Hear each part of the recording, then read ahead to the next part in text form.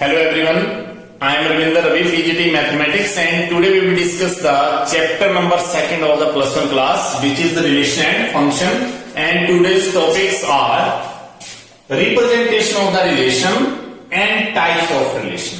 आज हम डिस्कस करेंगे कि एक रिलेशन को कैसे हम रिप्रेजेंट कर सकते हैं, कितनी तरह से हम उसको रिप्रेजेंट कर सकते हैं और उन रिलेशंस की टाइप कितनी है, कैसे हम उसको लिख सकते हैं.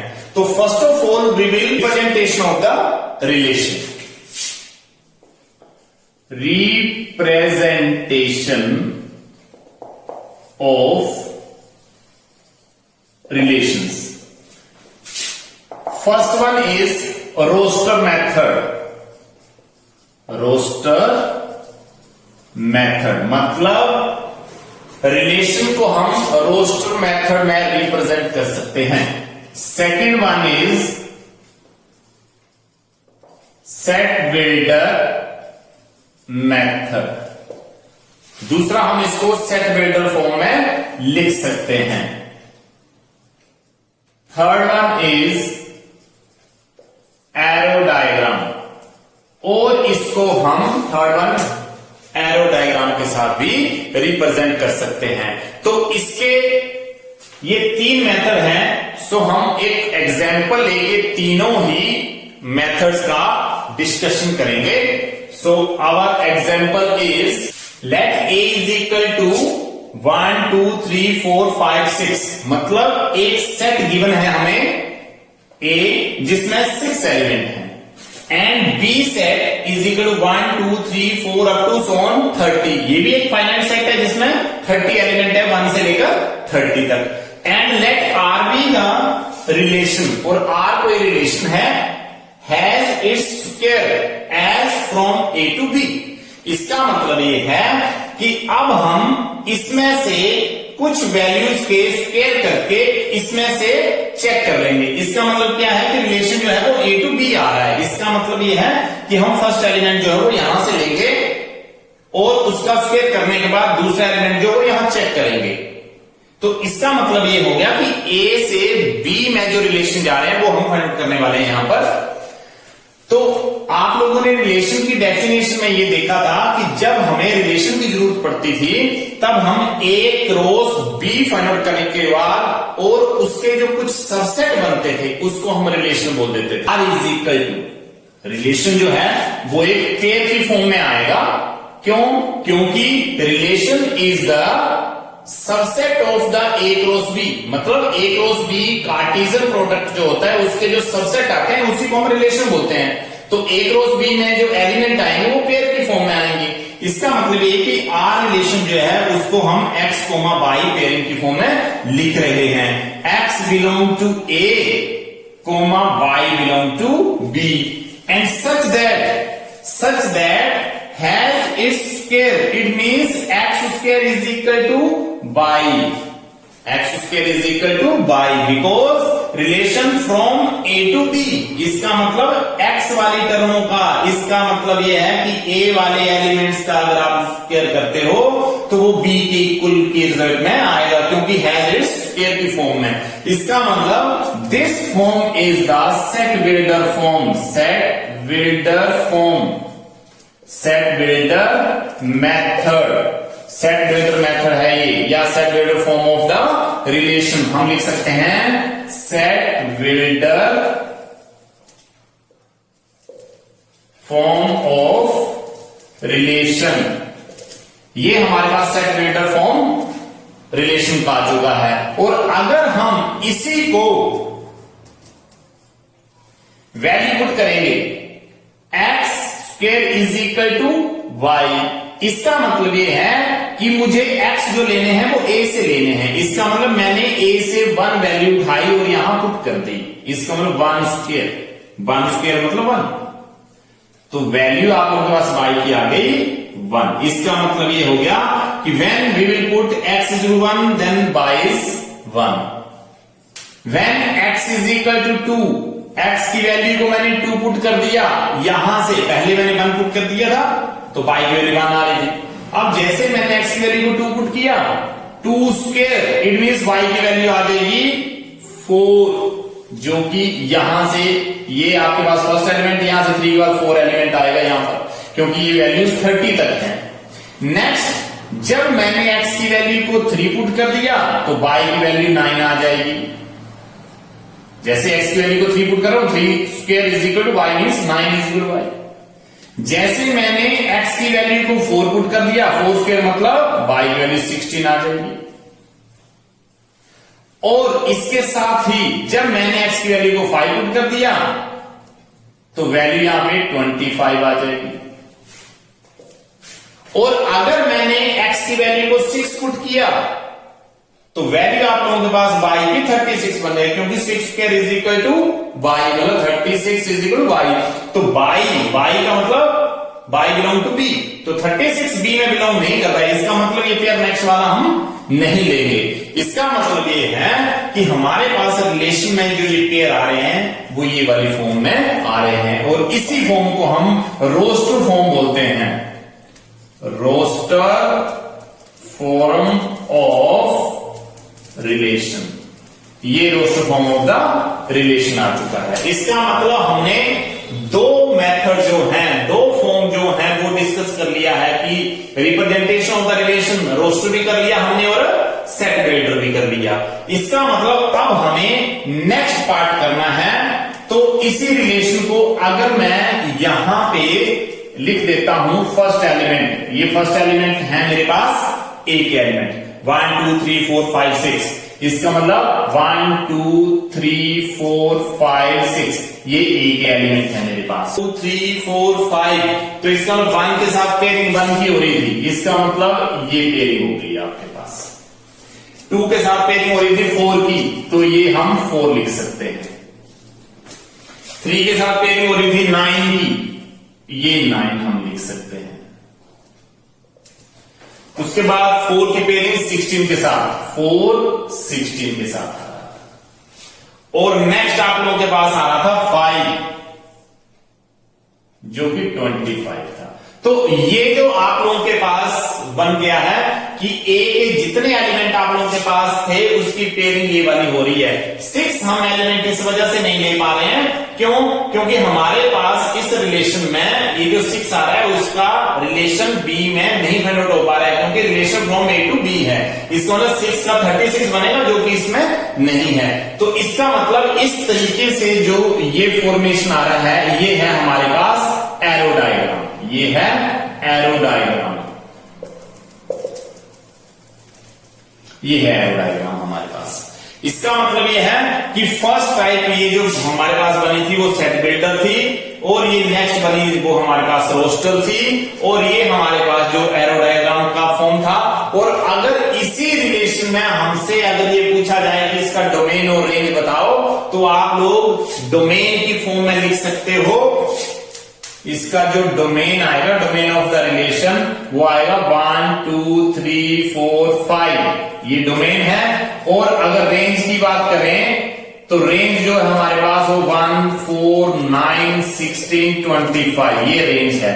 और साथ में अगर हम कोडोमेन की बात करें, कोडोमेन, तो कोडोमेन जो है वो हमारे पास 1 2 3 अप टू सॉन ये 30 वैल्यू, ये हमारे पास क्या थी? कोडोमेन थी, क्योंकि कोडोमेन से ही रेंज की वैल्यूज आती है हमारे पास। तो इस तरीके से हम डिस्कस कर चुके हैं कि रिप्रेजेंटेशन ऑफ सेट्स क्या चीज है, मतलब उसका रोस्टर फॉर्म किस तरीके का है, उसका सेट बिल्डर किस तरीके का है, और उसका एरो डायग्राम किस तरीके का है। तो इस तरीके से हम इसको रिप्रेजेंट कर सकते हैं। So our next topic is type of relation, and type of relation are identity relation, universal relation, void relation, inverse relation, reflexive relation, symmetric relation, transitive relation. These are the types of the relation. And first of all, we will discuss identity relation. Identity relation को हम discuss करने वाले हैं कि when R is equal to A, A, pair जो है वो A, A बन रहा है, और A जो है वो बिलोंग कर रहा है A सेट को। इसका मतलब for example A is equal to 1 2 3, therefore identity element from A to A A to A identity relation find out करने के लिए मुझे ए टू ए फाइंड करना है, तो मुझे फर्स्ट एलिमेंट भी ए का चाहिए और सेकंड एलिमेंट भी ए का चाहिए और दोनों सेम एलिमेंट होने चाहिए। इसका मतलब ये बनेगा 1,1, 2,2, 3,3। तो ये इस टाइप का जो रिलेशन बनेगा उसको हम आइडेंटिटी रिलेशन बोलेंगे, जिसमें एक्स और वाई का वैल्यू जो होगा वो सेम वैल्यू आएगा। मतलब जैसा एक्स की वैल्यू वैसे ही वाई की वैल्यू, और दोनों ही एलिमेंट जो वो एक ही एलिमेंट काउंट होंगे। तो इस तरीके के एलिमेंट्स को, इस तरीके के पेयरिंग को हम आइडेंटिटी रिलेशन में रखेंगे।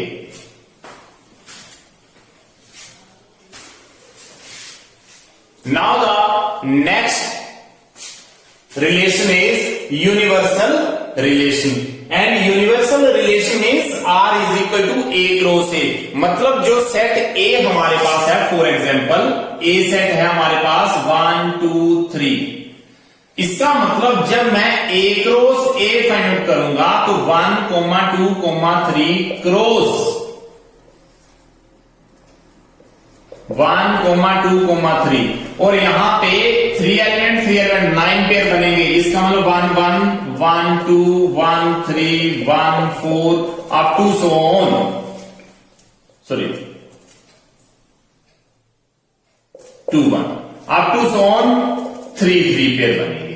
तो इस टाइप के जो पेयर बनेंगे वो सारे के सारे जो है वो यूनिवर्सल में आ जाएंगे। और फॉर एग्जाम्पल यहां पे हम इसका सबसेट ले सकते हैं, तो कोई भी एक रिलेशन की फॉर्म में आ सकता है। रिलेशन जो है हमारे पास जैसे 1, 2 आ गया, 3, 2 आ गया, हमारे पास 1, 3 आ गया। तो इस टाइप के जो पेयर हमारे पास आएंगे वो यूनिवर्सल रिलेशन में आ सकते हैं। इसका मतलब यह है कि ए क्रॉस ए, जितना हमारे पास ए क्रॉस ए बनेगा उसमें से पर्टिकुलर 2, 4, 5 जितने पेयर आप लोग ले सकते हो यहाँ पे रिलेशन में ले सकते हो, जिसमें एक्स और वाई जरूरी नहीं है, डिफरेंट भी हो सकते हैं, सेम भी हो सकते हैं। इसका मतलब universal relation A cross A, subset of relation R, subset of A cross A is called the universal relation.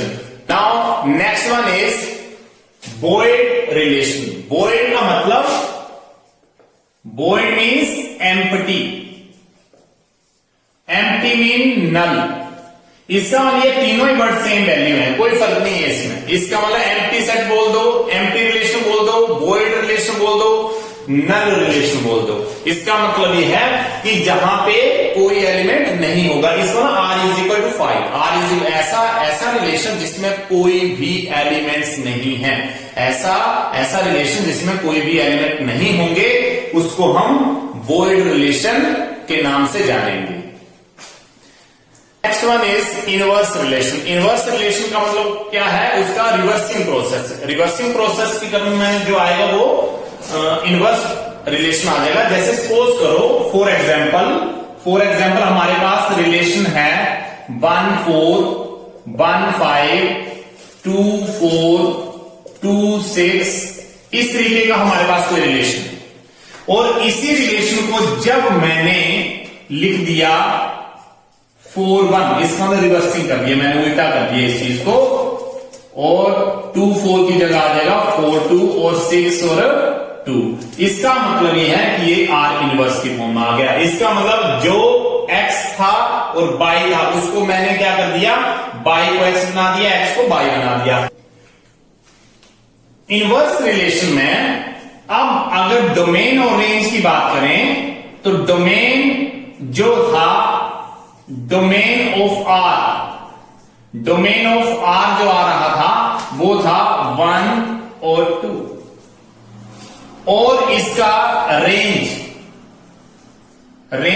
Of R आ रहा था 4, 5, 4, 6, इसका मतलब 4, 5, 6, ये इसका रेंज था। लेकिन अगर डोमेन ऑफ R इनवर्स का वैल्यू फाइंड करें तो डोमेन ऑफ जो आएगा 4, 5, 4, 6, इसका मतलब 4, 5, 6, और रेंज, और इसका अगर रेंज की बात करें, रेंज ऑफ R इनवर्स, तो आपके पास आएगा 1, 1, 2, 2, इसको 1, 2। इसका मतलब क्या हो रहा है कि जो रिलेशन में डोमेन था वो इसका इनवर्स का रेंज बन गया। इसका मतलब जो डोमेन रिलेशन का था वो आर इनवर्स का रेंज बन गया, और जो रेंज आर का था मतलब रिलेशन का जो रेंज था वो आर इनवर्स में डोमेन बन गया। तो इसका मतलब मैं इसको क्या लिख सकता हूं, रेंज ऑफ आर, और इसको मैं लिख सकता हूं डोमेन ऑफ आर। इसका मतलब क्या हो गया कि डोमेन ऑफ आर इनवर्स जो होता है वो रेंज ऑफ आर होता है, और रेंज ऑफ आर इनवर्स जो होता है वो डोमेन ऑफ आर होता है। So now the next one is reflexive relation. Reflexive relation means A relation A for all A belong to A। इसका मतलब ये हो गया कि इंप्लाइज करके हम लिख सकते हैं कि A कोमा A जो है वो R में बिलोंग कर रहा है, और कोमा करके ये जो A है वो इस A में बिलोंग कर रहे हैं। मतलब R में X और Y की टर्म, ये जो पेयरिंग हो रही है इसमें X और Y की जो टर्में हैं वो सेम आनी चाहिए। इसका मतलब ये है कि ऐसे पेयर 1 1 2 2 3 3 4 4 ऐसे पेयर जो हैं वो R में आएंगे, तो उसको हम रिफ्लेक्सिव रिलेशन भी कह सकते हैं। Symmetric relation, symmetric relation, symmetric relation का मतलब यह है कि A relation B if symmetric relation, symmetric relation का मतलब यह है कि if A relation B implies that B relation A। इसका मतलब ये हो गया कि अगर आप लोगों के पास if A comma B pair जो है वो R में अगर लाई करते हैं, बिलोंग करते हैं, A B पेयर जो वो R में बिलोंग करते हैं, तो implies that B comma A pair भी उसी R रिलेशन में बिलोंग करना चाहिए। फॉर एग्जाम्पल एक रिलेशन मैंने ले लिया 1 2 और 2 1। अगर इस टाइप का कोई रिलेशन आप लोगों के पास मिलता है तो उसको हम सिमेट्रिक बोल सकते हैं। सिमेट्रिक बोलने का मतलब यह है कि 1 2 belong to R implies that 2 1 belong to R। इसका मतलब यह है कि जो पेयर AB है अगर वो रिलेशन R में लाई करता है तो उसका रिवर्सिंग BA पेयर भी उसी रिलेशन में लाई करना चाहिए। अगर ऐसे पेयर रिलेशन में मिलते हैं तो उन रिलेशन को हम सिमेट्रिक रिलेशन कह देते हैं।